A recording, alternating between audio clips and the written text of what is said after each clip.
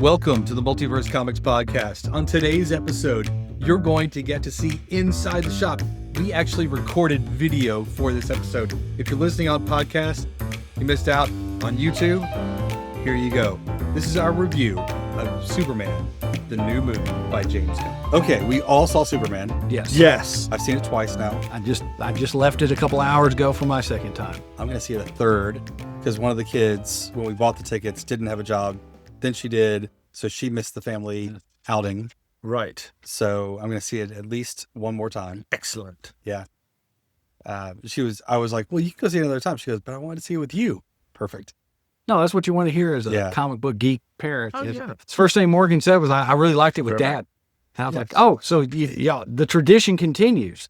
And that was, and then once again, my sister and I getting to go see it because she said she didn't want me spoiling it the first time around type of thing. So we got to sit there and converse.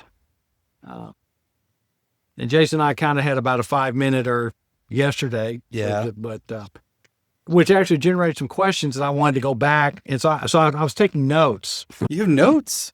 I feel, all right. Yeah. I've got it all. So locked away I didn't want to miss anything. So for all first time viewers who don't know, Jason, the owner, Scott, the hanger honor, Stephen, the rolling encyclopedia, and the source of the group. So between the three of us, we have over 70 years of comic book knowledge, and it's treated us very well because he owns the shop and we live in the back. So that's exactly. Are you getting that sinking feeling as well? I think it's me. I think we established this last time. You live over there. Yeah, I live over there. So that's it. Which was our dream when we were in the 6th grade. Is hey, we just live in a comic book shop Or a submarine with like a pet lion. Sometimes I'll come up here at night because I can come and hang out in the comic shop all by myself and it's cool. Except, and then I show up. One person happens to show up about the time. I'm just thankful you're dressed every time I show up. So. Yes, most of the time I am. Most of the time. Well, every time I've shown up. Yes. No, it's typically I'm going through the mail like, what's that now? And what's that now? So who what? So safe to say we all hated the film. Yeah, I don't know what they were thinking. Bring Christopher Reeve back. Bring back Brandon Ruth. Bring back Dean Cain, damn it. Henry Cavill? Well, sorry. Not some thought. Well, no. Bring back George Reeves. Yeah. Oh. Put his jaw back after he please. Oh my God. There's the bar that could right be, there. That could be DC Zombies. What's wild is that won't get us an explicit, but it ought to. That ought to. It ought to. Goodness. I'm so sorry that you all had to. Yeah, George Reeves. That's not right. And Adam West schlepping down. So here's a fun thing. Where does this rank in your Superman movie list? So go favorite Superman movie until this one. And this one, we'll stop at this one. I'm going to ask because you don't have to go down to Quest for Peace at the bottom. Well, I was going to ask a qualifying question. Are you wanting each Superman movie? Because we only had one that had sequels. Or are you talking about No, 2 had sequels. What's the other one? 2.5. What's the 2.5? 2.5. Superman Batman was technically a sequel to Man of Steel.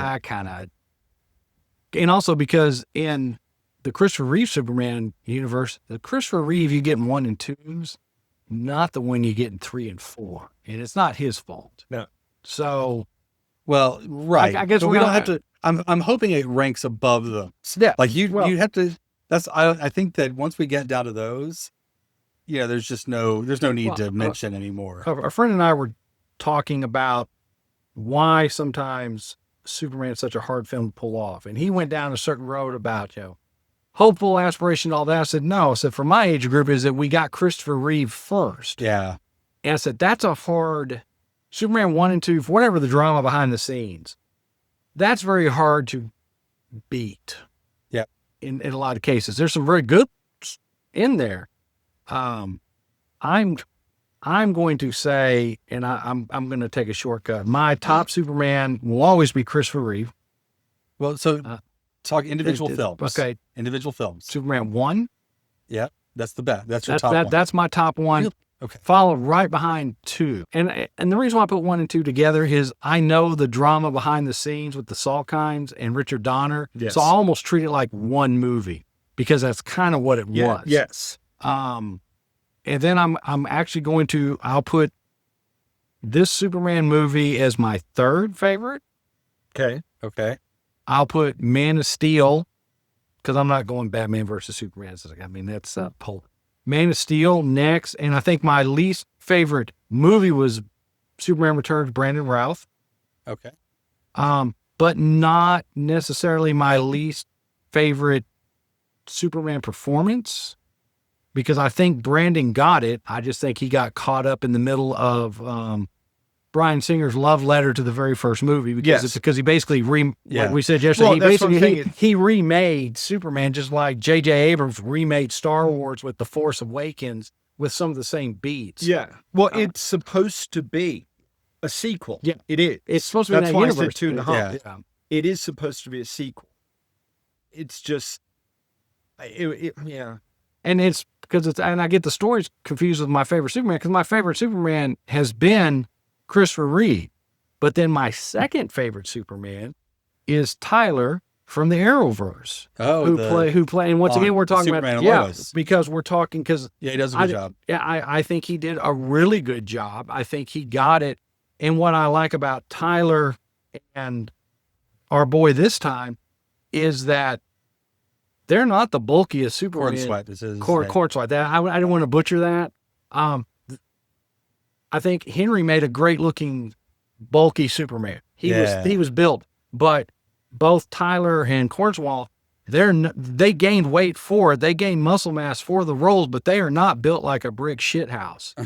And they don't look like Alec Ross's Superman. Yeah, but they still except that actor, except for the guy the who model, was the model to be that. So once again, as always, a very overly complicated answer to a simple question. So I put this movie as 3rd in my groups. And we'll go into those reasons after y'all to give. All right. Where does it sit in your ranking?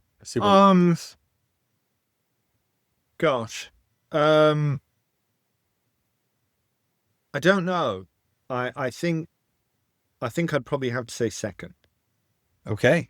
What's your number 1? What, the Superman the movie? But then Superman the movie is my favorite superhero film. Yeah. And despite all the amazing things that Marvel Studios has done now and what they can do with special effects and all these kind of things, and the legitimacy of these types of movies, you've got actual sort of acclaimed filmmakers coming in and doing movies now. I mean, which is quite something. Which isn't to say that Richard Donner and Tim Burton weren't acclaimed movie makers, but you understand what I'm saying. Tim Burton's Batman's pretty good. Oh, it looks fantastic. Yeah. It really did. I mean, certainly for that moment, it was like, that's what a dark Batman looks like. You ever dance with the devil in the pale moonlight? No, I try not to. Yeah. But the first Superman, that's always been my favorite. It's one of my favorite films. I've watched it too many times to be healthy, and there you go. But this one, I think I'm still kind of thinking it through, but I think this one is going to come in 2nd, because as much as I appreciated that they did a Donner cut of Superman 2, and I don't count that in my analysis. I don't think you can. You have to go with the what was his name? Richard. The theatrical release. The theatrical release for Superman 2, which I never liked. I never liked that film. I remember seeing it and thinking, even as a kid, before I kind of had a mature understanding of anything, that movie, I remember being very disappointed and that film leaving me quite cold, even as a kid. And as I've gotten older and I can kind of think about it in more, mature and perhaps even educated terms, now I have a better understanding as to why that film left me cold.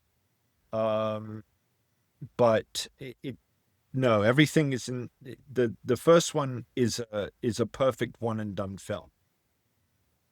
Beginning, middle, end. Boom, that's it. You actually don't need anything. So there you go. But this new one, yeah, I think, yeah, I do. For reasons that We'll talk about. we'll talk about. It's number 2 for me. My number 1's different. I like Superman 2. It's my favorite. And that is a lot of people's favorite. Yeah, it's my favorite. I like the villains in there. Mhm. I mean, plus the brand new power of the Cellophane S is just It's quite something. second. We're missing the Super Kiss. Enjoy the Yeah, Super cool. Kiss. Yeah, that one too. And thank Yeah. goodness for Robot Chicken, because they had so much fun with that. And But it's with still my Stephen favorite. No, that's Like, not wrong. so the first one, I'm slightly younger than you guys. So just the few years makes a difference in that the first Superman was 78. Is that right? Yes. Okay. So I was 2 when that came out. I was perfect Superman age for the second Superman show. Like and- explosions. Yes. And this is going to say a lot about me. I still have my pillowcase from my Superman sheets. Outstanding. I still have it. Not only that, Nothing I wrong still with that. used it up until like 4 years ago. I had the same pillowcase, just washed threadbare. You could see your hand through it. It was just a mess. And my middle daughter, Emma, she went onto eBay and found a replacement, found a vintage, the exact pillowcase. She found it and got me, for all intents and purposes, a new one. Right. So it hadn't been used like mine had been. So I literally still have the same pillowcase. There you go. So I think that's great. No, I like yeah, I know in my mom's house, I still have the old Star Wars sheets put away from. yeah, from back in the day. Yeah. So it was my thing. And Superman was always my thing. Like when I was a kid, I wore superhero shirts all the time when I needed to dress up. Remember those puffy stickers? Mhm. So you have the puffy stickers you put on things. My mom got the puffy stickers, ripped the back off of them, and sewed them onto plain like polo shirts because I would only wear superhero shirts. And that's how like I would have like a little superhero emblem on all of my That's shirts. very clever. Very clever, right? Yeah. So, because they were plastic, the puffy You know, stickers. they held up. Yeah, they held up just fine. But I remember she also made me a Superman cape, and there was a time when I was like, "Hey, where does Clark Kent's clothes go? Where does he put his clothes? Because he's got to go through a lot of clothes. That's got to get expensive." She was like, "It's in a pocket in his cape," and I was like, "There's no pocket in my cape." So she gave me one. She made a pocket in my cape to put my clothes in. So I was super into it when I was a kid, and Superman's always my favorite. So, yes, but I liked Superman 2 and then this one. I thought this one was really good. It's my favorite bad guy Lex, but the actor is not my favorite actor that's played Lex. Right. But I thought the machinations and like the way he thought through how to solve the problem and the distractions that he would have yes. when he was doing something, I thought that was very Lex Luthor from the comics, like thinking 3 steps ahead all the Yes. time. I thought that was really good. I thought the actor was not my favorite. Like we had Gene Hackman, we've had Kevin Spacey, who we talked about this yesterday. We did. I think that this actor that played Lex, Nicholas Holt, he didn't have the same sort of gravitas. He wasn't quite as menacing. Like even the guy that they had for Lex he was sort of at the end of Man of Steel, maybe. Jesse Jesse Eisenberg. Jesse Eisenberg. I kind of was excited about what he was going to do because he was a little unhinged, but you can see him being a super smart unhinged. Like he was going to be he did play Mark Zuckerberg. Yeah. But I thought he would be like the Mark Zuckerberg version, like the current billionaire right? version of a Lex Luthor. So I just, I didn't love that part, but I did love how Lex was thinking ahead multiple steps. We're going to have this attack, and then when he's beat up, he's going to go home. So I'm going to have somebody stationed. I know it's somewhere in the Arctic. So we're going to have somebody ready to go and find the thing when he lands, you know. By the way, kids, spoilers. If you haven't if you haven't seen this yet, we'll put that graphic in later. Yeah, we'll spoil the snot out of this thing by the time we're done. But yeah, I did. As far as actors, I actually didn't think this was the best Superman actor. He's actually maybe my least favorite of the Superman actors. I don't know. It's hard to judge Brandon Routh because he didn't actually play Superman. He played Christopher Reeve. Yes. So I think that's different. But as far as like actors, I don't. He was okay. I really loved Henry Cavill as Superman. I don't think he would fit the story nearly as well as the current guy. Yes, I completely agree. Not with the current sweat, but with the Cavill version or the Cavill take. Like he was like the all-powerful Superman, and this was not the all-powerful Superman. This was the all-good Superman. That's an interesting turn of phrase. One is all-powerful, one is all-good. But I agree. Yeah, no, I think you're right. I don't think. God, how much time are we putting on for this? Well, we could break it up because we're gonna be here for because you know time. There's the statement where Jay's talking about. We're talking about Lex Luthor. He asked. He came in the shop yesterday. I was in the back. Wife's out in the car. You know, he's on a time limit, and once I knew that, I tried to compress that. I said, yeah, overall, I give this whole movie about an 8 out of 10. Right. Quick nitpicks would have been, while I like Holt as Lex Luthor, and I had to think about this at the movie again, his timbre and his pitch. And I was a British actor doing an English voice, but he did the Beast, so he could be kind of menacing. My Lex has got to be smart, but he's got to have a little edge. You know, I got you know, Gene Hackman. Yeah. Crazy in a different way. Old boy from Smallville, Michael Rosenbaum, did a real good menacing, seething, and I'm kind of grouping all of my Lexes, even though we're talking about the movie, I'm going to steal from the TV show. There was something about this guy that was bothering me until today. And I put together what it was. When Lex is in the Pentagon meeting, talking about the Planet Man or whatever. Right. I'm calling it planetary because that's kind of what it is. Planet Watch, but it's planetary. Yeah. There's something, he answers a question. It is, isn't it? It's there's a lot. Realize that. Yeah, what's something like Justice Gang is Justice League. And that was funny. And I appreciate the mural all throughout the Hall of Justice. It has the 7 Soldiers of Victory and JSA. This Lex Luthor is Sheldon Cooper. Gone evil from his tone, timbre, and the way he gets butthurt when people don't acknowledge. There was something he said in the meeting that I was like, that's Sheldon. That's Jim Parsons' take on Sheldon. That helped me understand. It's like, okay, so he's not menacing, but he actually touched on it toward the end of the speech. His ego and envy is so out of control. Yes. Oh yeah, the Galileo speech. Yeah, that is directing what he did. And I said, okay, well, why am I so focused on how menacing he sounds? Well, I forgot how much I love Clancy Brown as the Lex Luthor in the Superman animated series and the Justice League. Because other than Gene Hackman, that is the guy I think of. Yeah. When I think of the billionaire scheming, he's not, not the overweight one that we had in John Burns where, he had to die and slim down. Right. All of that. And then someone else pointed out to me that they think that this Lex Luthor is based off the New 52 Lex Luthor, which I didn't read a lot of it except in Forever Evil because I didn't like Grant Morrison or George Perez's take during New 52. Right. But I pulled some material and went, oh my God, he's kind of the beginning tech bro. Alex, Mr. Holt brings out more gravitas to it. And Otis is kind of a competent.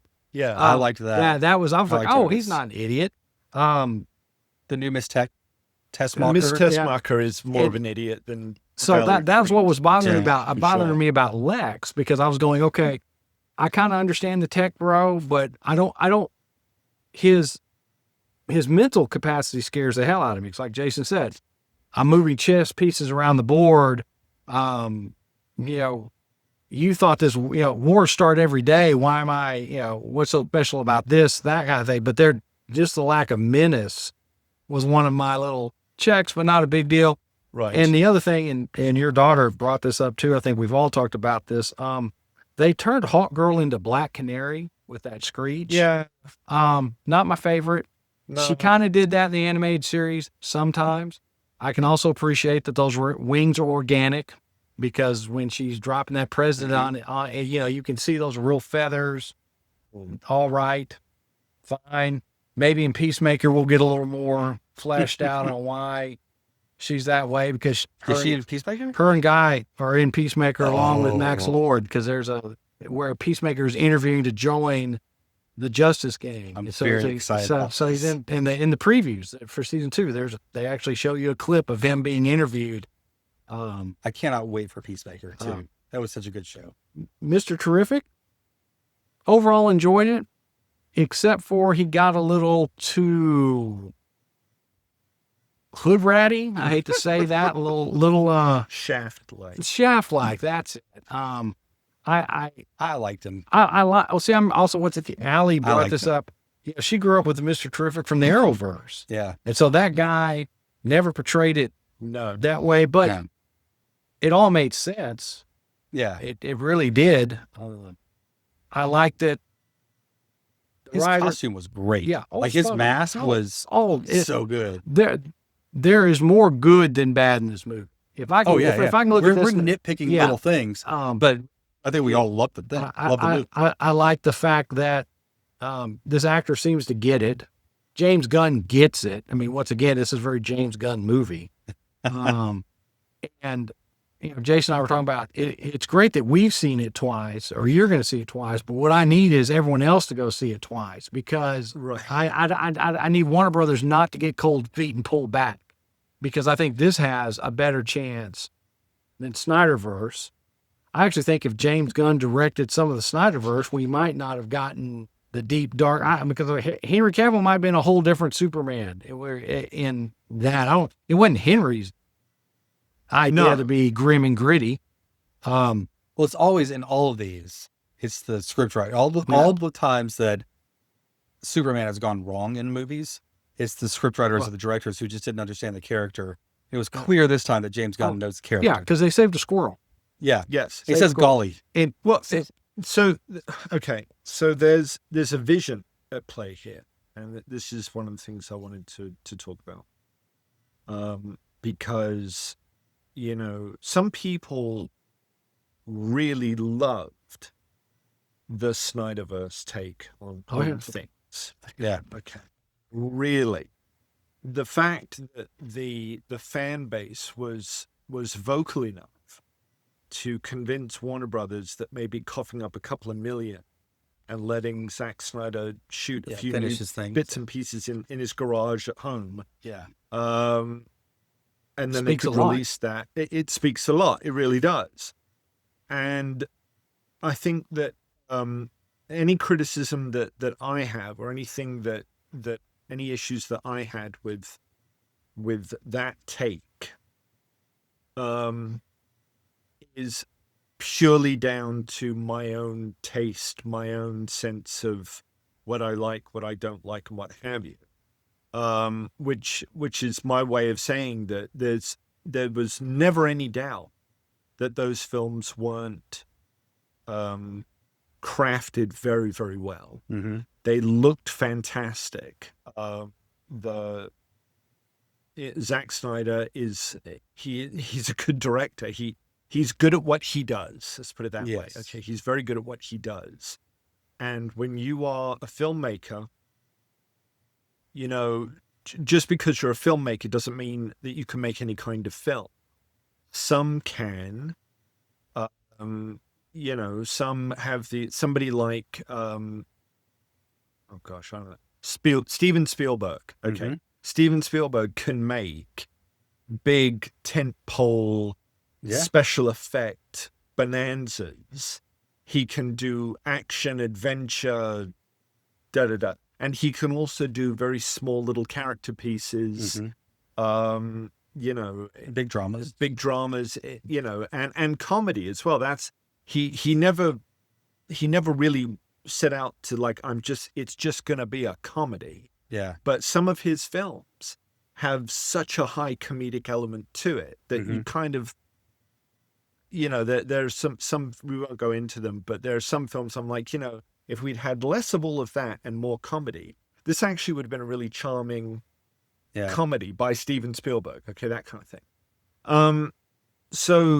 But Zack Snyder, I'm such a pretentious git, but I'm going to use the word anyway, is oeuvre, or whatever, which way you pronounce that, oeuvre. It seems to be in bombastic CGI, special effects, dark, you know. In slow motion. Yeah, I mean, you know, the Dawn of the Dead remake, Sucker Punch, you know, and it's just... Watchmen, you know. And then this is the guy who's bringing Superman back to the screen after over a decade absence, I think. But again, it's not a fault. You know, it wouldn't be fair at all to be like, I thought this movie was rubbish. Because I didn't think that they were rubbish. I didn't think that they were bad. I just did not connect with them. I found it very hard to connect with those films. Batman versus Superman, I happened to watch the extended edition before I saw the theatrical cut, which I think actually kind of helped, because there's a lot of character stuff in there that they cut out for the theatrical cut, which I liked. I liked the character bits, and then going back later and saying, oh, what bits did they add in? Oh, yeah, a lot of the bits that I liked. Your mom's name is Martha too? Let's be friends. I think that was in the theatrical version. I don't know that wasn't. It was in the extended too, but there was more of an explanation for it. There's more explanation. Yeah, there was. You know. Yeah, no, but there really was. But overall, I thought, you know, there were things that I quite liked about it. But again, it just didn't land very well. And Man of Steel. I really struggled with Man of Steel. There's many things that I struggled with Man of Steel. And I know it's so overblown now and it's been talked to death, and we really don't need to spend time here going through this, but that death scene really upset me.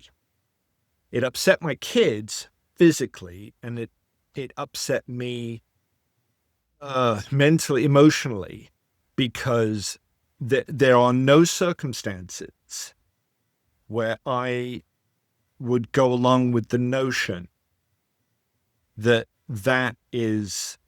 Superman would take that sanction. And I've heard David S. Goyer, the screenwriter, explain that, but this is a Superman. He's very young. You know, he hasn't built up the experience. He was in a position where he didn't know what to do. And I've also heard the explanation that the driving force behind these movies was that everybody was going to start in a very, very dark place. And then by coming together, they would rise into the light.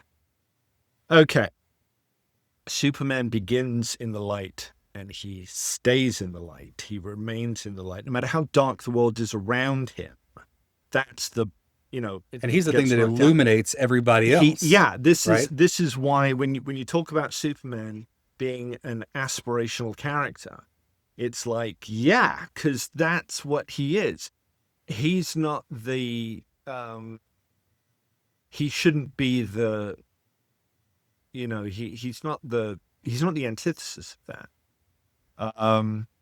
And I don't care for the explanations on why they thought that was okay. I'm a big believer in filmmakers having responsibility, because especially when you're dealing with IP, because the studio might be okay to say, here, look, here's a check for $1 gazillion, go make some, you know, whatever. That just speaks to their lack of responsibility when it comes to the IP that they have. I look at projects, I think about where their origins were, and I think about when I see the Christopher Reeve movie, what would Jerry Siegel and Joe Shuster have thought? And I think that they would have, actually, I believe they're on record as saying that they really enjoyed it, that they loved that Christopher Reeve Superman movie. Okay. Would they have loved Man of Steel? Absolutely not.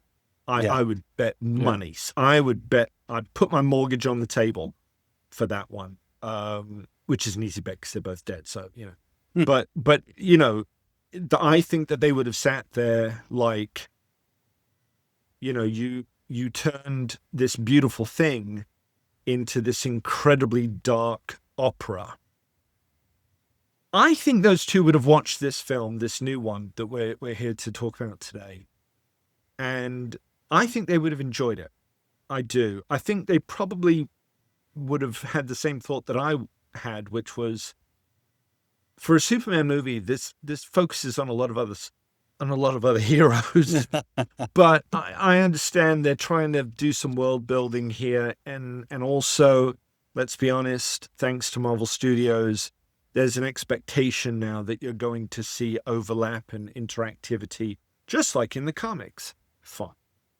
But I think they would have liked it. And the other thing to say was that when the movie ended, my mind started to, my youngest daughter saw it with me and she kind of looked at me like, what'd you think? And she's got this big smile on her face. What'd you think? And I was like, and I paused and I could just see the joy starting to drain out of her face. Like, oh no, Dad didn't, and I was like, oh no, I liked it. I might even love this movie. We're definitely in like right now. Okay. But I was thinking about flaws. Right away, I was thinking about flaws. Some of the nitpicky things, as you referred to them earlier, the flaws. Yeah. And I went home and I thought about it. And I thought about it some more. And then I woke up on Saturday and I was still thinking about it and still thinking about it. And I reached a point about mid-afternoon, around about the time I think I texted you actually to say that I had seen it, where I suddenly realized that's me. That's not the film. Yeah. That's because I have cynicism. That's because, and that's all of us, or both of us. Yeah, that's it. If I was watching the Christopher Reeve, the Superman the movie, if I was watching that for the first time at 52 years old, I would have flaws galore. Mm-hmm. But I don't, because when I watch that movie, I see it through the eyes of my 6-year-old self, who was just thoroughly wowed by everything.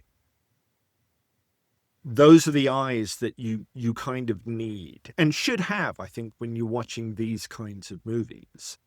It's the only ones that I have. Yeah, well, then you're a braver man than I am, because I got this like real hard sinking feeling, like it's not the movie. There's nothing wrong with the movie. There are very, very few films that you can look at and say, oh, that was a perfect film. The structure of that was perfect. It left no stone unturned. There were no loopholes. There were no... And I'll go on record, I've never seen one of those. Yeah, well, they're very few and far between. Well, I mean, you're saying few and far between. That means you saw one. I've never seen Bigfoot.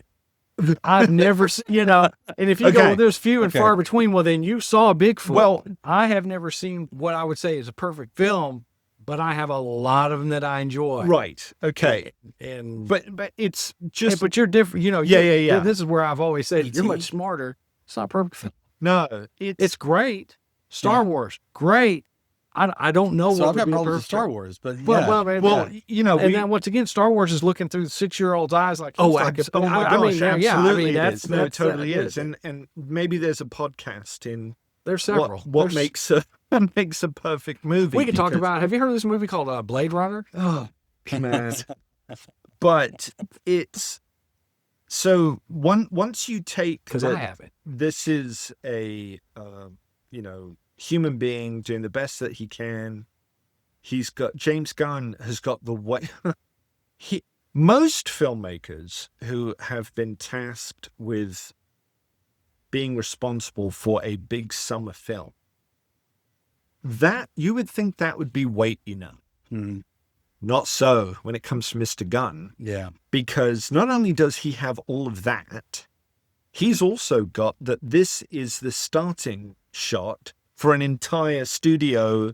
Movies. Yeah. I mean, it's all, Marvel, yeah. But, don't forget, back in 2008, Iron Man, that was risky. Yeah. We didn't know. I mean, they were risking on Robert Downey Jr. They were risking whether people, Iron Man, who the hell's Iron Man? Well, it didn't have the same, it also didn't have that weight. Like, there were no expectations on Iron Man. Yeah. Nobody expected it to be good. No one said this is leading up to an Avengers movie. No. Nobody But expected that it needed to be good. Yeah. But the very end of that, when that's why I said it. But yeah, Avengers Initiative, so good. So here's all I needed in this movie. I needed one thing. I needed James Gunn to get who Superman is. That is all I want. Yes. Because what that tells me from this point forward, when Superman pops into a Justice League movie, when he pops into whatever, he'll be Superman. Yes. Right. And he's the first one that we've seen since the Christopher Reeve Superman. Yeah. Where he rescues a squirrel. Like that is Superman. And I'm chuckling. I know it's silly. Well, but it's emblematic. Well, to touch Yeah. on that, and I've been chomping at the bit because I was nervous Stephen was going to hit on this because I was really happy. I missed it the first time and I caught it the second time. In the end discussion between, I'm going to say Clark and Lex, he goes busting in there and Lex calls him an alien and he's like, this is what you don't understand. He's going through his speech. But then he even said something, and think about how great the world would be if you could overcome it. He's standing here in front of his greatest threat so far, and he wants him to be redeemed. Yes. It's never going to happen because also he's got that Christopher Reeve crossed arm thing the entire time. He knows he is whistling in the wind to this, but that showed me Clark trying to minimize damage everywhere because it definitely wasn't a Zack Snyder movie because there's a lot of buildings that fell over, but there's not a big crater where Metropolis used to be. All of this stuff, when he's looking at his, it's almost like, if Doomsday showed up, would you be trying to sweet talk him too? The large monster, he's criticizing the Justice Gang. I wanted to see that's with the Silver Age, because I kept going, why do they keep talking about the Silver Age vibes in this? Oh, he wanted to take it to a space zoo. Well, I didn't know there's a space zoo out in this DC universe, or a safer way to euthanize it. And all of these that's really at the end of it, I was like, the writer, Gunn, and this actor you understand Superman, because at the end of the day, he doesn't want to have to do any of this that he's doing. He wants everyone to be their best human being. Right. And they're not. So even the falafel guy, that was rough too. Yes, that was a very Zack Snyder moment when. Okay, now that's one of the things that I'm still deliberating over, because that was very shocking. Yeah, that was. Someone. They just shot that guy in the head. Like, that's the Lex Luthor that we're dealing with. He's not above cold-blooded murder. And there was no personal investment in that. It was purely he's trying to get somebody else to talk. And I've been on the internet, to my shame. I know. Well, I had to, because I wanted to get a vibe. You had to pay the water bill. Some things, kind of. No. And I know a lot of people have really jumped on, criticism to Zack Snyder, dark and dirty. So it's kind of ironic that you should say the Snyder mode. But I didn't take it that way. I took it as being, this is what we are. God, this is almost going to sound like I'm suggesting that there's there's a possible, I don't know, philosophy or religion in this. And yeah, I know exactly what I'm saying when I say that, is that these are the things that we're all going to have to go through. We're going to have to go through the fact that not everyone is going to see kindness as being the way forward. Oh yeah. There are going to be people, and that's what Lex Luthor embodies in this film, is that it's not kindness, it's force of will, it's superiority, it's, you know, that brain of his, or you know, he obviously, for all of Lex Luthor's talk about alien and the human, you know, if he just stopped there are people who could say, you know, he's kind of got a point. Yeah. How can we as a species ever get to the next level if we're following in the shadow of an alien who's come over and does it with so much ease? What does that say for us? Where is our struggle? Yeah. And then he shoots some poor bugger in the head, and then you realize that no, he's not going to be the one to listen to. Yeah.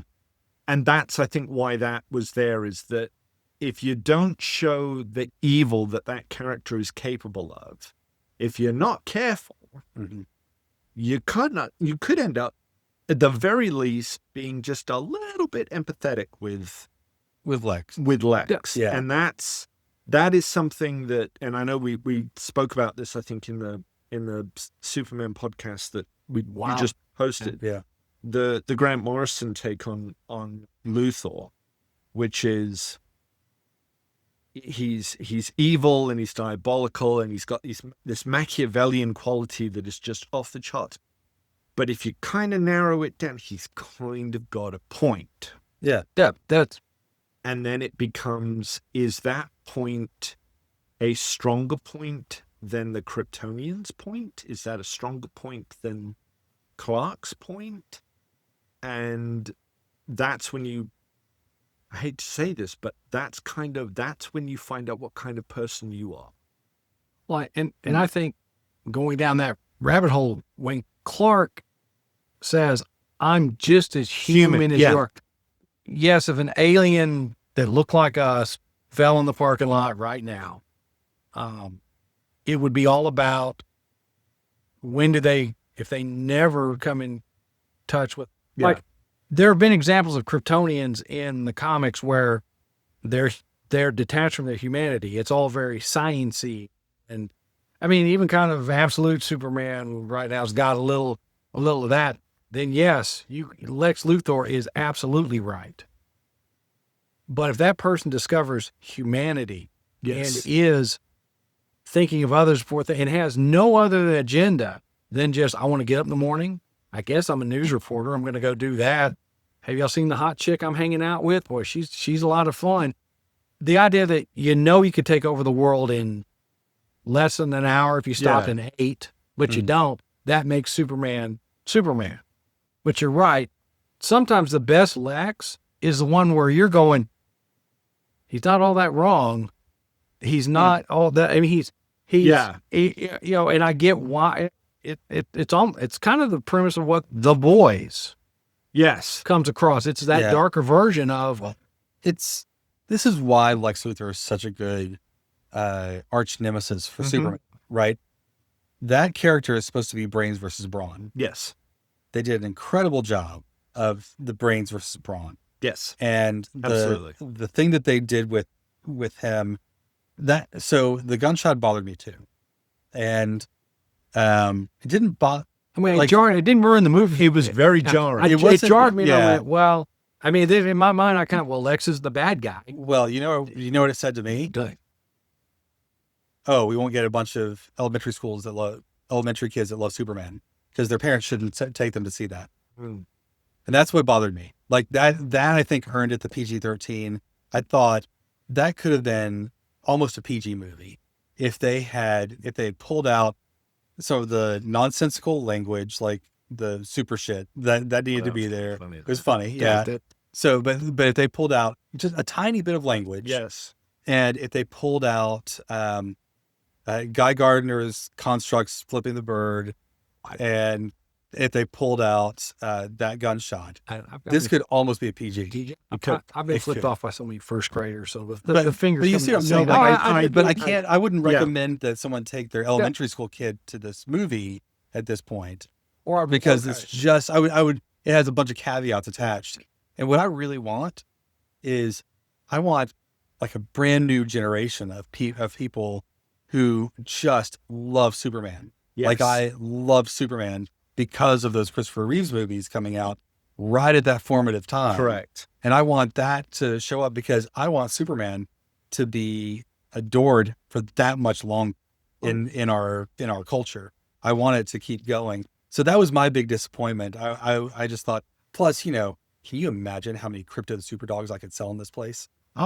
Just a ton. You see, You want to be Superman, but actually, I'm a little bit of Lex. you're a little bit of Maxwell Lord.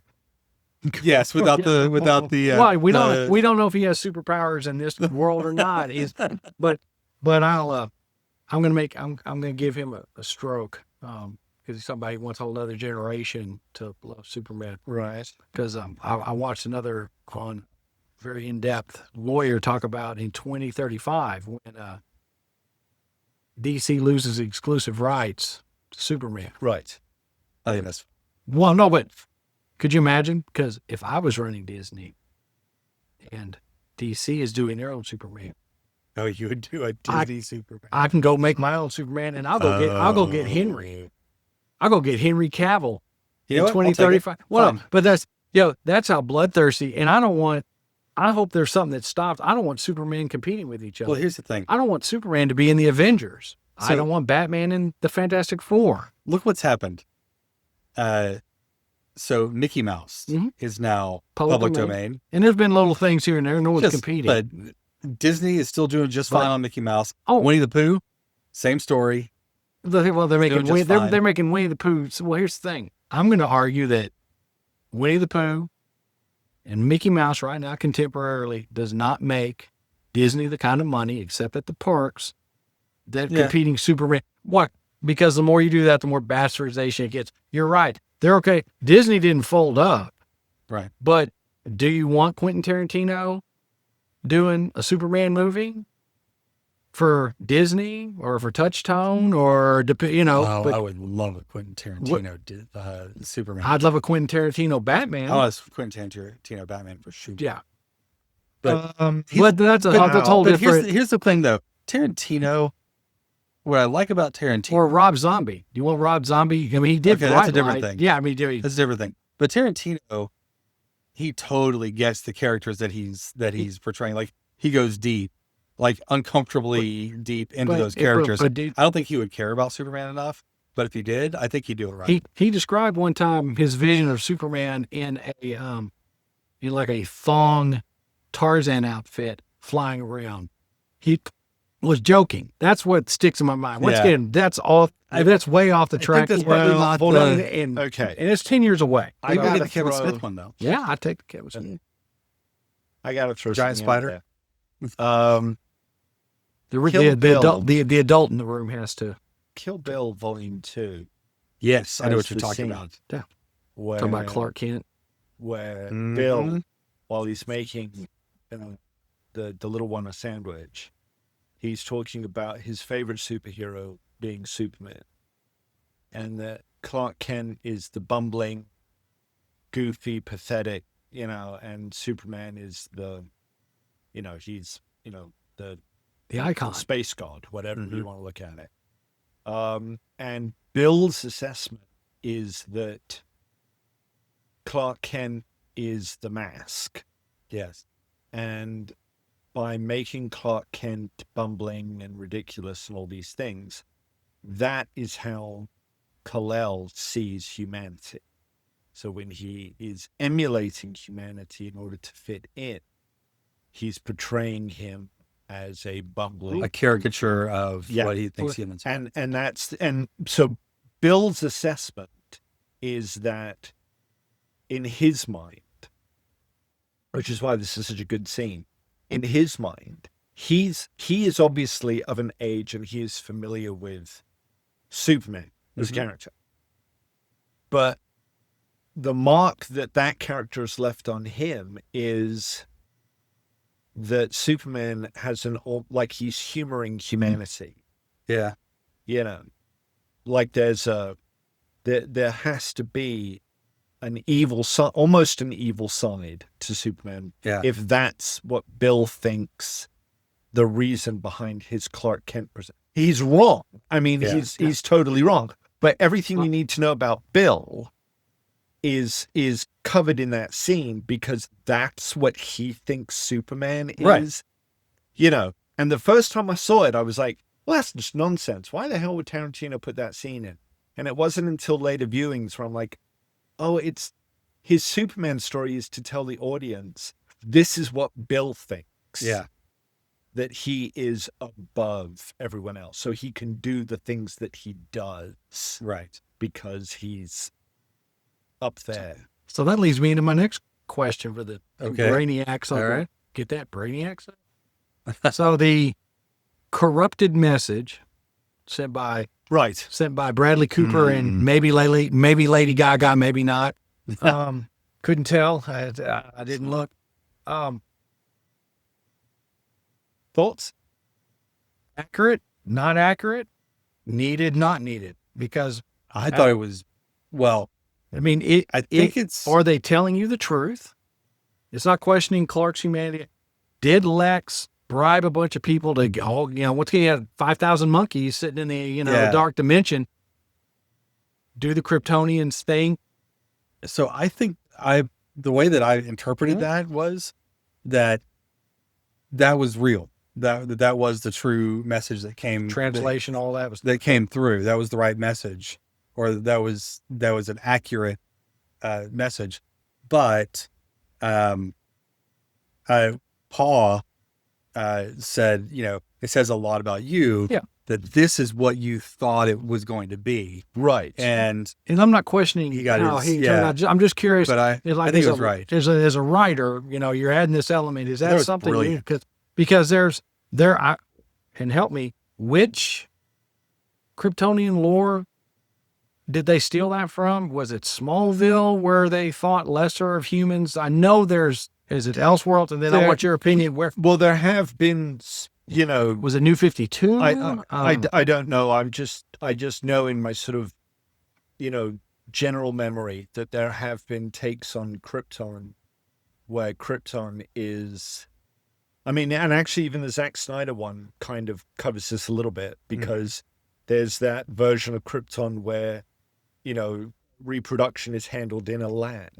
Yeah. It's a very cold, they are, and the first time I saw that was in John Byrne's interpretation. Yes, that's right. And that's in Zod's perspective, why are you not dominating this place? You're out of your mind for not being the ruler of this planet. That's right. So usually you see Jor-El and Laura being counterculture.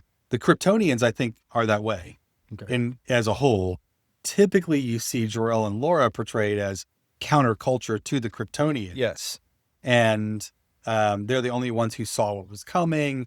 That's why they sent their son off to wherever. And I know in the movie, even Lex was like, we were looking for stuff against Superman. We didn't know we could use his parents against him. I was just in. So do you think in the movie, the message is Lex is telling the truth, or? Well, I don't think Lex is behind it.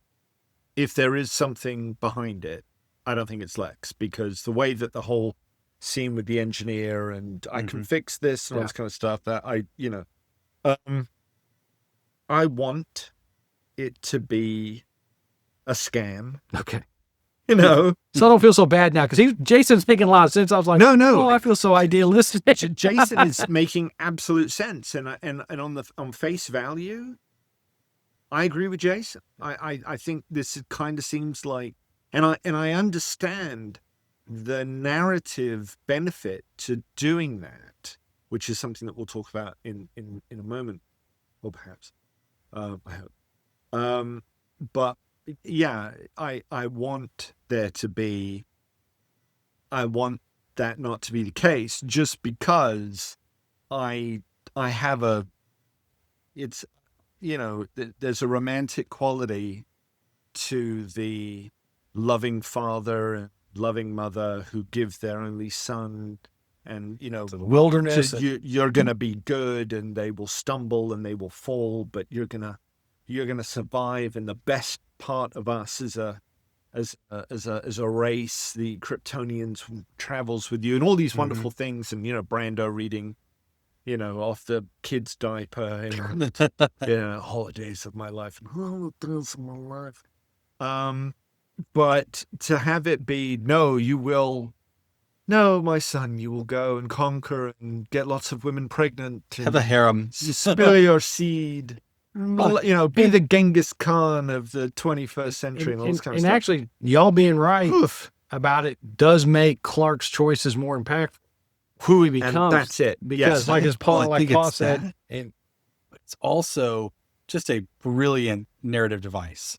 The story, because they needed everybody to turn against Superman for some reason. Yes, right? That's the Luthor dream. I need something. I need people to see this alien the way that I see it.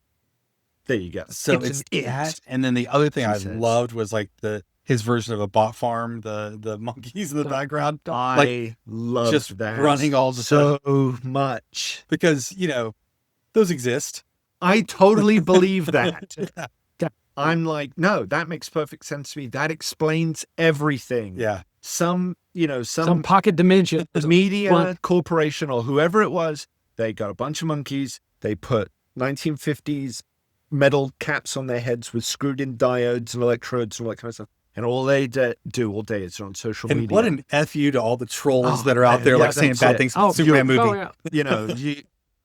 You're a Luthor monkey. Yeah. And that's it. I mean, and I'm sure people will be online now. Anytime they're dealing with a troll, Luthor monkey. Hashtag Luthor let's monkey. see if we can let's get Luthor monkey trending out there. Luthor monkey. That's it.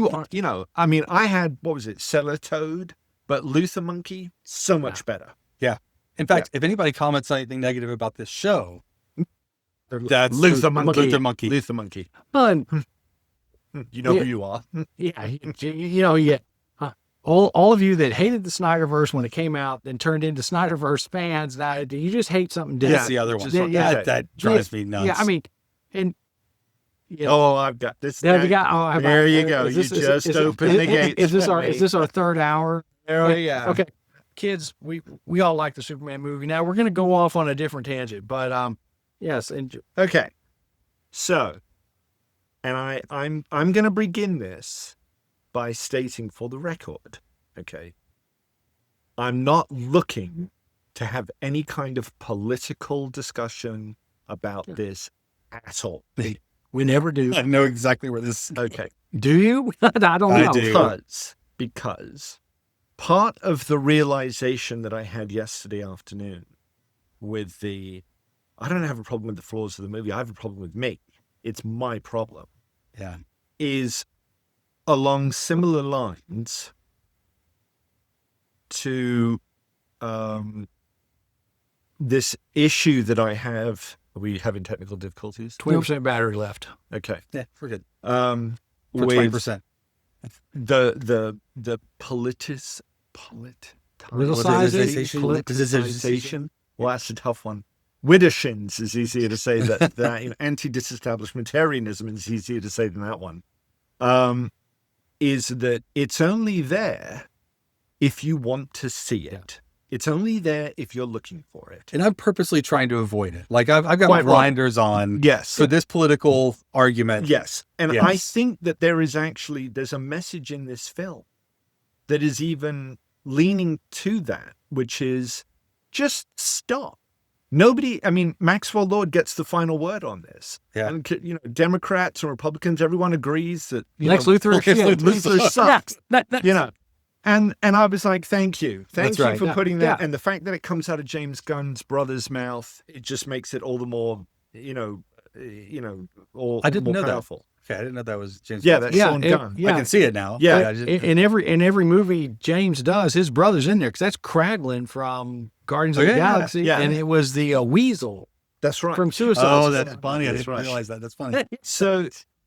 So again, it's there if you want to, but then you could say that about everything. Yeah. If you're determined enough to pick up on a comment about Superman being an immigrant and then turning that into somebody's own agenda. view that this is a woke agenda and that you know who you are. Again, it's there if you want to see it. And if you do, go for it. More power to you. More power to you. Have fun. As long as I don't have to, as long as I am not obligated to accept, tolerate anything, because we should all come to these things on our own. But having said that, and I'm not being a hypocrite here, but I was watching, there's another podcast, so I have to give credit where credit's due. There's another podcast, it's Comics Matter. And I actually just discovered it this morning, as a matter of fact, because I was doing one of those YouTube rabbit hole dives where it recommends a thing. The algorithm goes, Steven's on. Here we go. And and I found this guy, and actually I quite liked what he had to say. He was covering some aspects of the Ed Piscor tragedy, and I was like, oh yeah, I'm with this guy and what he's saying, and then so we get into his review, and I'm paraphrasing here, is that he's also the guy Zach, I think his name is, he's also kind of along this sort of political thing. But what he says is, and I'm butchering this, I know, but it's the gist. He's like, you have to decide. You're going to see Superman. Are you there for the culture, or are you there for the culture war? And I thought, that's it. That's brilliant. That's absolutely brilliant. Because the culture is, I freaking love Superman. Yeah. I love the idea of Superman. Yeah. It was an idea that I came to when I was a child. So being a child, what am I? I'm impressionable. I'm naive. I'm, insanely optimistic about things because most children are. That there's hope and Christmas is real. And, all these things, you know what I mean? Now we have to get all the kids to not watch the show. No, you know what I mean? But just all of that. But Christmas is real. It is real, but just December 25th. The magic, the magic of Christmas. Yeah, and I can move my phone. Just stuff. So whether it's a religious or the celebration or whatever it is, it doesn't matter. It's just the wonderment, that sense of wonderment. And then you get older, and you get cynical, and you have to pay bills. You have to deal with the DMV and, whatever. And then it's like, is it irresponsible as an adult to still look at that Superman thing and go, kind of still want to believe that that's possible? Yeah. That we can be kind, that we can be hopeful, that we can get past this petty crap that we just seem to embrace more and more and more because we're scared. And nobody wants to admit that they're scared, so instead they've got to have an enemy that they can point at or whatever it is. So you're there for the culture because, I love this character and I love this idea and I think it means something. Or you're there for the culture war because you're going to sit there and you're going to watch this like every good Judas and see the things in there that you will pick out and use to substantiate your argument. That your worldview is the right one and that other guy's worldview is wrong. Right. And that was one of the things that I loved most about this film is that end speech when Clark, they don't really call him Kal or Kal-El. No. It's all Clark. And I was the like, whole time. good. I love guys. I think that he's Clark. it's Clark. Yeah. That's a good bit. I'm just as human as you. Yeah. it's that human. Yeah, we're human, and he's Kryptonian. But what he's saying, just like when Kirk gave the eulogy at the end of Wrath of Khan, of all the souls I've met in my travels, Spock's was the most human. We're not talking about being human as a species. We're talking about it as someone who subscribes to the best parts of humanity. That quote came out in another superhero show just the other day. It did. Yeah. What it was was in that? Ironheart. Best part of humanity. Yeah, the Captain Kirk quote Oh, yeah. was in Ironheart. Like when the brother of her best friend, she had written a note in the headphones that she gave him, and it had like a little Star Trek symbol. And because she gave him a hard time because he liked Star Wars or something. She said, That's right. Oh, you traitor. Yeah. But the funny thing about that, which is why I quoted that Wrath of Khan bit, is that, and this was one of the best things about Star Trek VI: The Undiscovered Country. And keeping in mind, I know, but it all ties in. I like trust it. me. I like that one. It's an even number. So that's good. The guy who made Wrath of Khan also made Undiscovered Country. It's the same film. Nick Myers. Nick Myers. There's a scene when they're around the dinner table with the Klingons.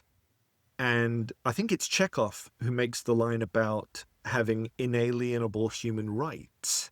And the Klingon woman is like, inalienable human rights. Even your rhetoric is racist or whatever it is. The name is racist. Or even the name is racist. Human rights. This, Yeah. and that stuck me with this movie that we've just watched, because again, are you there for the culture? Are you there for the culture war? In that moment, that is that culture war. That is that I'm going to pick out the thing that justifies my argument. We know bless you. We know good and damn well what is being said here. Yeah. But I'm not going to focus on that. I'm going to take your words and I'm going to spin them to suit my narrative agenda, what have you. Yeah. Yeah. I think, so my eldest daughter, her post about the Superman movie was definitely a political post, right? And I was like, why? Why? It just that's not what this is about. This is like, it's very clear that that's not what the movie's supposed to be. And, there are superhero movies where, you know what? It's there for the culture war. Go see X-Men. That's what the X-Men movies ultimately ought to be. There ought to be some sort of... To a certain degree. Yeah. No, I understand that. I understand where you're coming from with that. Yeah. But this one, no. This one was, can we make a really good Superman movie? Yes. Answer is, yeah. Yeah. Turns out You we can. can. And if you wanted to take the culture war option away from people, you'd have to make a not Superman movie, because then because the problem is he came here in a rocket ship. Okay. Yeah. I mean, what do you start? You go from the very basis that the guy's in 1935 started with. So, then it's not a Superman movie. I agree with both of y'all on this. I like a movie that it's almost like they winking at you.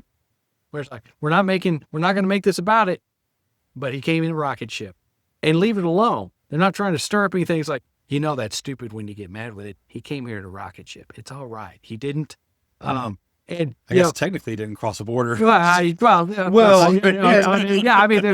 all these things that, I think, really wanted to go there. I think Superman, and I think sometimes Captain America and a couple others, if you do the story based on the way the original creator wanted it done with a few tweaks, you can avoid all of those pitfalls. Because I'm not going to try to make if you do, you can, there's always going to be a guy with a flag on his chest. It's going to be very hard, and we've drilled it, but it's no matter what, whenever I retell the Superman story, whether it's with Warner Brothers or whether it's in 15 years when I do it for Disney, that might be the only crossover you really read, because it won't be a crossover. He'll be an IPO. I'll just introduce it. Yeah, I'll just introduce it. It'll be the Sentry and Thor find the rocket. It didn't work with Squadron Supreme. It's not going to work. Okay. But, I understand what you're saying. Yeah. But at the same time, I'm like, actually, can agree, just because you got to remember that this whole beautiful thing that we're talking about here, and it's a beautiful thing, it really is, was invented by two Jewish kids that were teenagers. Both parents were immigrants. So they're first generation United States. They were born and grew up during the Depression. So they got to see right from the get-go America at its worst. Mm-hmm. Think about the kids being born in the last 10 years, 15 years. Yeah. This is the America that they're growing up in. Just stick that in the back of your mind. You mean my grandkids? Exactly. Yeah. Yes. So they got to see an America that was turning in on itself. They got to see an America that was beginning to openly pray. You know, read The Grapes of Wrath, kid. It's all in there. And to make matters worse, the growing anti-Semitism, not just in the United States, but obviously internationally and abroad. And there's that guy with the really dodgy mustache who seems to be gathering some attention over in Germany.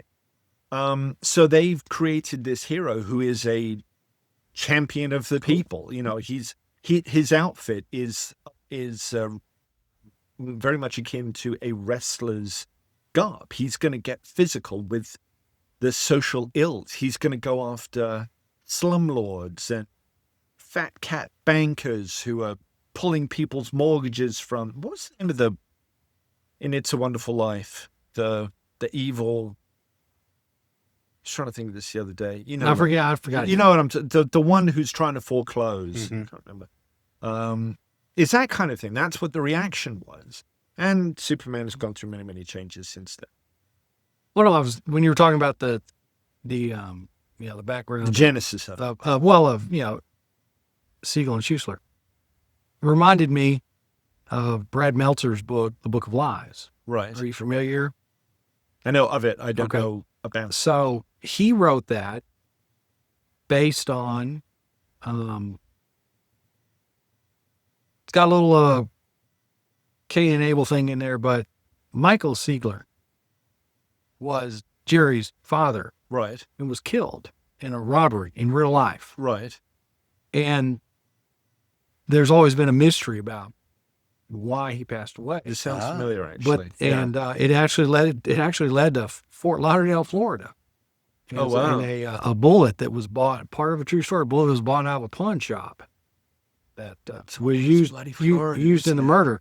But it drills down on how when Mr. Siegel was creating Superman, he added the bulletproof. Because it wasn't invulnerability, Right. It was bulletproof. Yes. Because his dad had been shot and killed.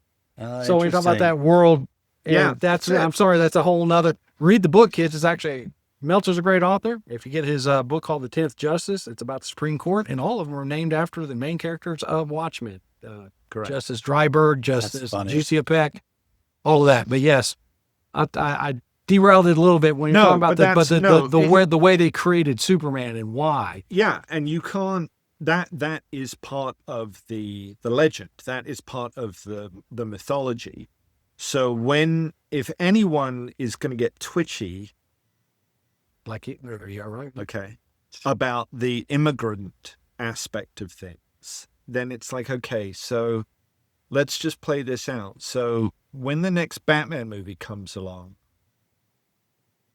really? Okay, so the kid's parents got murdered. Boo-hoo! Yeah. You know, how crazy do you want to go with this? Here's the thing. Do you know what I mean? My kid, who got super political about the whole thing, she Right. was, well, how do you feel about immigration now? Superman's an immigrant. And I was like, yes, he's also Superman.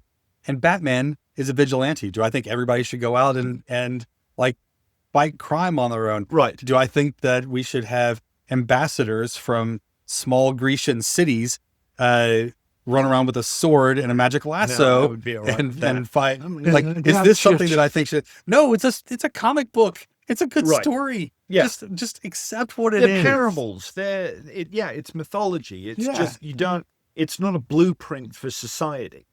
Right. But at the same time, They do draw from society. They draw from society. Batman.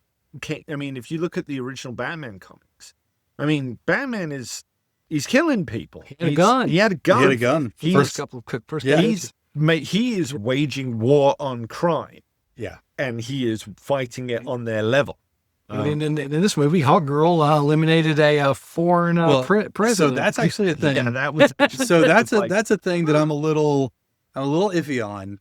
Well, the only thing in this movie. Okay, I think we need to go very quickly to the thing that everybody agrees to. Okay. Right after this. Okay. All right. The one thing that took me out of the movie and the entire thing was the Hawkgirl Screech. Black Canary. That's the one thing. Yeah, I wasn't crazy about that. That's the one thing, like, even the Lex Luthor thing not being exactly the way didn't take me out of it. And actually, my favorite character moment of Lex Luthor was when he knocks over the pencils, they pick him up, and he just knocks them off again. That was great. Like, there are some great little things, but the Hawkgirl thing, like, just take the Screech out next time. Just take out the Screech, and we'll all be happy. Or explain why she has it. Maybe some backstory be it's a Thanagarian, but she's not even Thanagarian. She's not a bird person. I'll tell you my favorite Lex moment though, because it fits it when they've crossed into the micro dimension or whatever, and he's got the donut for the president. Yeah. And the way he's got this great plan, and he's all this stuff going on. That's a really great donut. I really like. Yeah, I know. Could you imagine? And just that. Yeah. And I laughed. I'm gonna open one up. I laughed out loud, and the second time I laughed out loud, and Allie looked at me. She goes, "This isn't a funny moment." I was like, "But I hear Steven in my head right now is when Miss Tessmakers has sent all those pictures, and there's a map of Luthortonian, and I hear Steven going, Otis Bird. Yes." I laughed out loud. Yes. I was like, it's bloody real estate with Lex Luthor, isn't it? He wanted to be the king. And I'll tell you something. They're not making it anymore. Real estate. Go invest in land. They don't make it anymore. Oh yeah, well that's. I feel like I'm missing it. But that's. All wars are fought over land and food. Well, that's true. Well, yeah. And it's land for food. Yeah. My dad. That's another podcast, right? Yeah. Superman, the first Superman movie was one of the few movies my dad watched together. And my dad didn't have a deep knowledge of comics. And he loved Gene Hackman, but he didn't like Gene Hackman as Lex Luthor because he's like, Lex Luthor's not a real estate guy. Why would he be doing this? He's a mad scientist. I used to watch it. He was talking about the Fleischer cartoons. You ever know that? He was bald and all this. Yeah. But yes, I was like, but real estate. But when I saw Luthor Stoney, and I just started laughing for a good 30 seconds. No, I agree. Because I was like, I just hear Steve. Itty bitty place. Here's what we can all agree on, I think. Well, we agree on a lot of it. No, we agree on most of it. Yeah, but I think universally, Crypto stole the show. Oh boy, yeah, he sure did. Crypto stole the show. I loved Crypto. The way that they made Crypto naughty, just like the first appearance. He's super naughty. There you go. Here, like that is, it was so good. I loved it. I'm sure everybody did this. I don't know, but we have this giant white dog named Appa. Okay. And I was like, he's just like Appa. And my whole family was like that. I bet everybody was like, that's just like my dog. There were several moments. One is when he's laying on his chest. Yep. And I looked at Morgan, my youngest, and she looked at me and they're like, that's Bullet. Yeah. When Lois is going to drive. Oh, he's sitting there laughing. All right. Whatever. That whole, you know how much those T-spheres are? Get the toy. Get the toy. And then my favorite moment was when he's going after Luthor, which was kind of a Hulk moment, right? He's going after. He pokes him in the chest and Crypto, and I'm like, oh yeah, that's because Superman just goes, dude, no, stop, oh, dude. It's that dog psychology where it's like, the dog is thinking, hey, that's my human, Oh yes, Crypto, more please. Yes, I'm sure. So good. I'm sure because, and it's a small tweak to the legends, but Crypto was Clark's dog, but in this world, it's Kara's. That was pretty great too. and What a great way to introduce that character. Yeah. Yes. And so So excited. So I can now assume that we're going to get more crypto in the Supergirl movie. Well, if that movie is based on King's Yeah, Woman of Tomorrow, which it's supposed to be, looks like it. I mean, that's crypto exactly what it is. Crypto's part of that story. It's crypto actually. But has the event. Is Lobo in? No, So but, it's probably going to be loosely based because Momoa is Lobo. yes, there are other alien characters who very easily could could swap be out. swapped out. Because I just started reading it. I got the trade. Okay. Because once again, that was the one where I picked up the first issue, read it, and went, I don't know what the hell Tom King's doing. So I just pitched it. Oh. And then y'all, when we could finally get a copy of the trade paperback after, this Superman, was for my research between Thursday and Saturday, I rewatched Brandon Routh Superman. Right. I watched 10 episodes of the Superman animated series. Mm-hmm. Plucked some out on purpose. Great show that was. And there were some, I was basically trying to find more on the Kryptonian angle of humans are scum and trying to, see where the sanity, and kind of came to the conclusion that maybe a lot of it came more from the Smallville. I mean, there was, in the print, there was different, that's why I was asking y'all, do y'all remember where this is from? And Man of Steel was a little more John Byrne-ish, but so I'm like, okay, I need to read Supergirl because, watching his frustration with both the dog and his cousin. Well, he has that line about how she's been hanging out under a red sun so that she get drunk. And that's how Woman of Tomorrow begins, that she's in a bar getting drunk because she's turned 21. And, she's got to be under a red sun, otherwise alcohol isn't going to affect her. That was a great way to do it. Yeah. Crypto, the merch, like this popcorn bucket that they had. So good. I have this popcorn bucket. That's from the first time I saw it. Second time I saw it, I got the actual dog bowl version of the popcorn bucket, and that's my dog's dog bowl now. Right. That's what lives in my house. All the crypto everything I'm for. I just love it. And once again, James Gunn made us love a raccoon in a tree. Absolutely.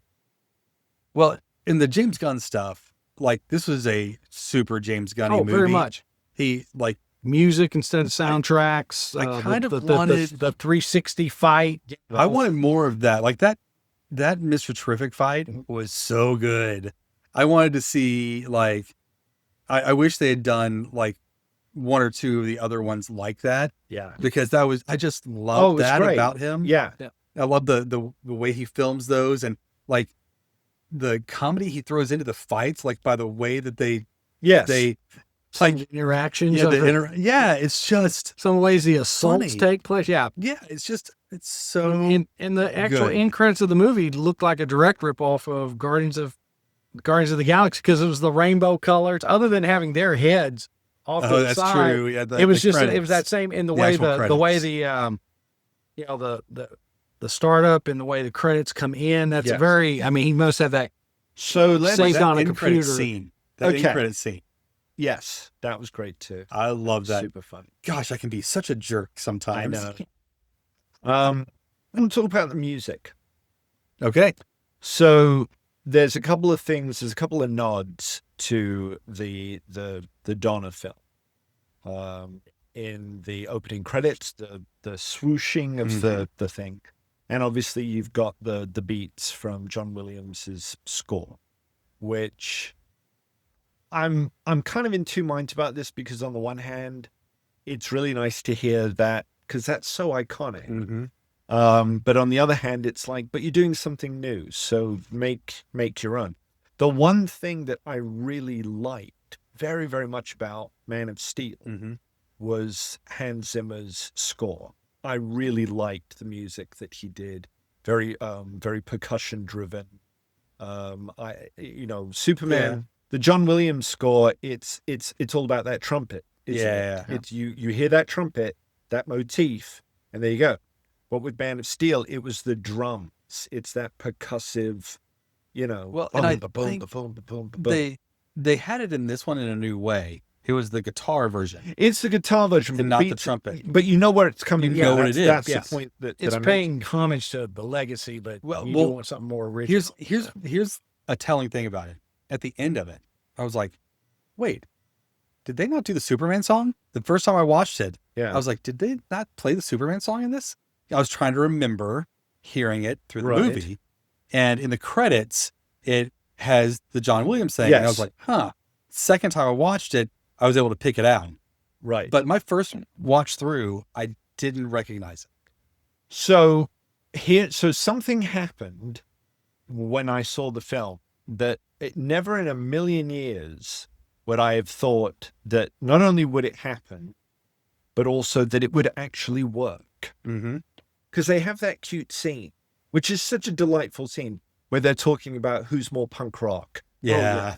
And that, Clark is like, well, I think actually I'm more punk rock, because to him, it's like the being kind, being nice is so anti-establishment these days. And then you get the teddy bears with Punk Rocker, which is sung by Iggy Pop. And I'm sitting there and I'm like, I can't believe I've just watched a Superman movie and that the end song is this incredibly catchy, because it is. That song is very, very catchy. Yeah. And Iggy Pop sings it. I'm like, oh my gosh, Superman is totally punk rock. It's a punk rock Superman. Given this take on it, in this explanation of it. He loves the Mighty Crabtrees. He loves the Mighty Crabtrees. Which, again, I was thinking about, oh, damn it. I just had it. Guardians of the Galaxy 2, the fake band that they made. Okay. With the David Hasselhoff. Yes. We are Groot. They're called like the Sneetches or something like that. It's funny. With Guardians Inferno, this disco song that was just made up. Yeah. They just made this thing up. And of course the Mighty Crab. Yeah. But I was like, oh my gosh, Iggy Pop, that's so cool. And that actually works, because it doesn't fit in with the world outside of our window. But it should. Yeah. And hopefully I loved it. It could. I loved it. You brought up a scene when they're talking about being punk rock, and in the background, when I was dying, also, time I was laughing, was when they were fighting the imp. Oh, yeah. That was great. Because first off, that original photo when he's putting on his boots and that's going on, there's such criticism that he wasn't part of that. And when I looked up and saw, there's Guy Gardner's bat. And then when they're trying to pull it away, you can see Kurt. I was laughing at that too. Like, you help me with that? Oh, they've got it. I'm just, shirt's still dirty. Coco, thank you. But I think Mr. Mixelplick looked real weird. Well, because he said, "Oh, it's just a fifth dimension, man." Well, we don't know if that's him. I mean, that is who it is. But that might have been his wife. That could have been another imp. Yeah. But just when I'm watching and both Allie and Leanne both are kind of like, what's going on about that? And then they both I giggled harder when I saw the baseball bat, because like, oh, there's a Green Lantern over there doing that, and that was just. Oh, it's just that they've got. He's got the candle. It's just not. And then when they're trying to drag it off in space, and wait a minute, Till Tipsy's in. Is that Mrs. Spitlick backwards? I can't remember. I don't remember. I don't.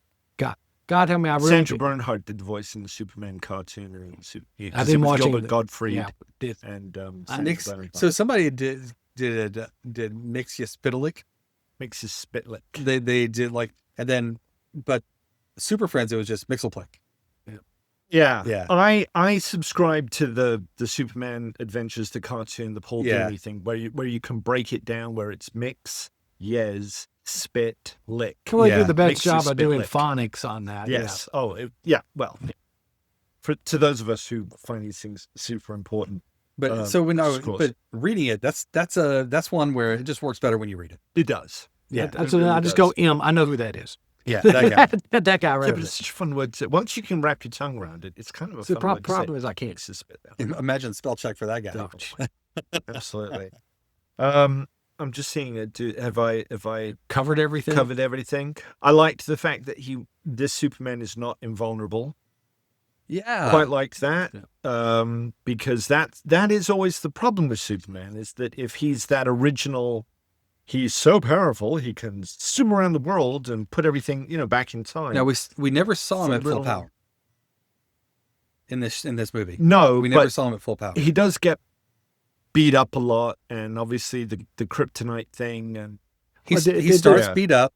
He goes at 80%. He's at 80% when we see him fight later. Well, it did say that, this is the first time in 3 years he lost a fight. So yes, Yeah, but we never saw him at 100%. No. We never saw him fully juiced up. And I think they did it on purpose.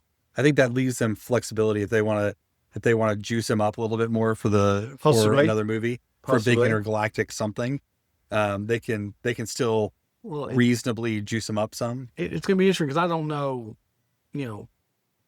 what source material they're pulling for the Gods and Monsters or Monsters and Gods story. Because even, Peacemaker, Creature Commandos, the Amazon Wonder Woman show, Game of Thrones thing, the Lanterns, all of that is leading to something. And, unless you're stealing something from the Wonder Woman lore, the only other thing I can think of is Darkseid. Because when it says 300, was it 3 centuries ago, metahumans showed up on Earth? Well, what is that? Yeah. Because there's only one race. I mean, there's only one race I know of. Well, 2 Amazons, which wouldn't be metahumans necessarily. I mean, they're strong, but they're part of Earth, or the new gods. Dunno. Vandal Savage. Possibly. I think he's given himself a lot of room to run. Yeah. Like, he doesn't have to hit all them. No, he doesn't. But he's got like Justice Society he can cover because of the mural and the Hall of Justice. He doesn't have to do what Marvel did. Because once again, there were people really disappointed these end credits. I was like, I'd say it was funny. He almost mocked all of y'all. One end credits of the dog just resting, being a good boy. And the other one is Superman going, maybe I could you want me to take it apart? Actually, he does. He wants you to fix this because it bothers him. The building is sitting like that. Yeah. But I should have said something. Gosh, I can be such a jerk sometimes. I know. Like Superman, golly gee. And yeah, you're going to have to forgive me or bleep this one out. But yes, Mr. Terrific, getting to say the goddamn Mr. Terrific. That was like, yeah. There we go. I liked that very much. Like when Crypto's going after the T-spheres and it was so much fun. I loved this movie. I thought it was so much fun. It really was. I'll watch it one more time, I think, at least. It's another one. I'll buy it in physical medium. I know I don't have to, but when it comes out, I'll have a copy. You'll buy like a Blu-ray? Yeah. Okay. That's I don't even think I have a Blu-ray player. The only way I can watch things is if I click on a button on my. Well, I can still do that, but like for me, if you come over to my house, the measure of my love of a movie is if I own the physical medium. Right. Okay. And now, Grant, there's a lot of movies out there I don't buy and I just stream. And my Blu-ray collection is smaller than what my DVD collection used to be, which is smaller than what my VHS collection used to be. Yeah. So yes, I take advantage of all the technological advantages, but there's also this little thing in me. Stephen touched on this one time too about, show the comic publishers what you think by putting your money where it matters. I also think that if I go buy that Superman movie, that if anything is on the cusp, but they're like, well, it didn't really, but the Blu-ray set, I don't know that that's ever You're helped. voting. That's one of those. There's also the Christopher Nolan argument, because when Oppenheimer was coming out on Blu-ray, Christopher Nolan was very vocal about, if you like this movie, then go buy it, because you're going to get a really good copy of the film that will always be there. Yeah. And you're going to get all these extra bits and, and all this kind of stuff. It's a nice package. Go and buy it, because streaming doesn't extend the revenue to the people who actually worked on the thing in the way that the physical media does. Yeah. And, I I got to go along with that. Also, that the What if problem. you buy it on Apple TV? Okay, You buy it digital. no, and here's why. Okay. Number one, you don't own it. When you die, it's done. Really? Legally, you cannot pass your Apple account onto anyone. And I know this because Bruce Willis apparently has, or had, he might still have it, a very, very large Apple Music collection. And he wanted to put it in his will that when something happens to him, he wants Apple to change the login so that his daughter can have, and they were like, nope, because you're not actually buying it. You are subscribing to access of it. You don't For life? own it for life. That's it. And granted, Apple would know if when I die, but I'm sure there's a counter. Now, there have been things that I've bought that I don't have anymore. I've lost Kindle books. Yeah, after the I 7 bought year. it, and it disappeared. And it disappeared. Okay. Yeah. And that's the other side, is that sometimes, and I know this myself as well, things disappear. I have a lot of Apple, I've bought a lot of music. Me too. And things go missing. And I'll go back to Apple and say, what happened to this? And I've had the experience of them saying, oh, yeah, we'll unlock that for you so that you can have it back. But like, well, why did it disappear in the first place? And the only thing I can assume is it's a rights thing. Yeah. I have a Sam and Dave. I have a greatest hits album of Sam and Dave songs. And Apple has changed. Soul Man is one of the songs. Mm-hmm. It's different. It's not the one that originally came with that album. It's different now. And I don't like it because for reasons. But that's the thing. I've bought this, but they can change it because, again, I don't own it. That's interesting. Okay. So quick thing before we wrap up. Yeah. So it is Summer of Superman.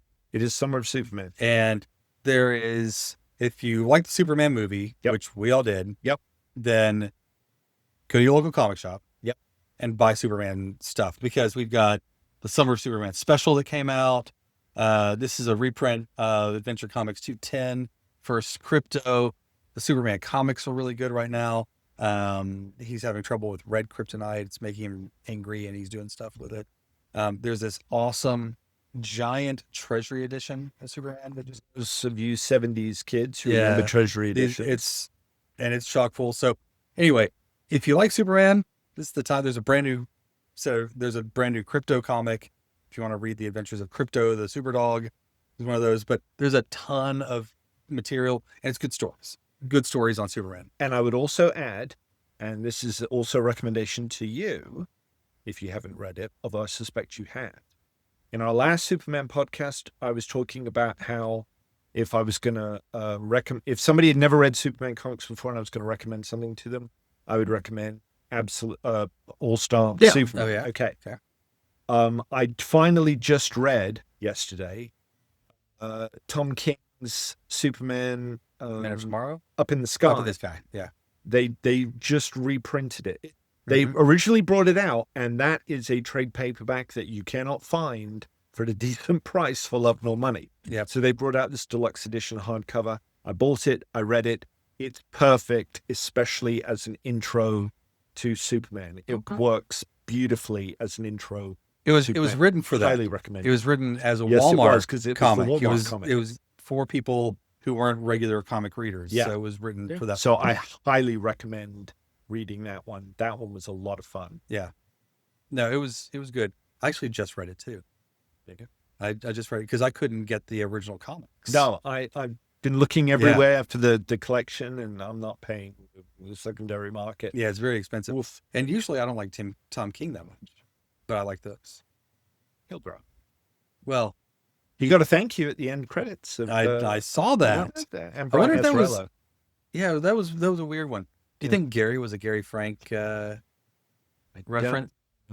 I don't know, but I know Tom King is helping them with Lanterns. I thought it was Supergirl. No, he's either showrunner or a head writer or something like that on Lanterns. Interesting. I'm like, cool.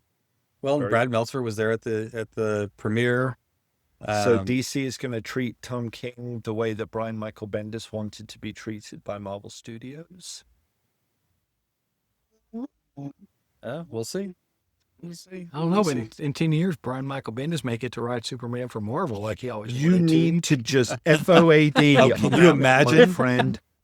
Oh man, I'll tell you, I liked the Bendis Superman. You're dead to me. Bendis action was only ruined by John Romita Jr. No, that's a podcast. And we need to end this because Grandpa Scott needs to stand up. So. All right, okay, everybody go see Superman. Oh Go gosh, see it. hopefully you've seen it because we just spoiled the crap out of it. Yeah. So Hope hopefully you enjoyed it. Yeah, hopefully you enjoyed it. See you next time. Thank you for listening to the Multiverse Comics podcast. If you'd like to come and visit the store that you just saw, you can do that in Hearst, Texas. That's our brick and mortar store. If you'd like to shop with us online, you can do that at www.multiverse.shop. Until next time, keep reading comics.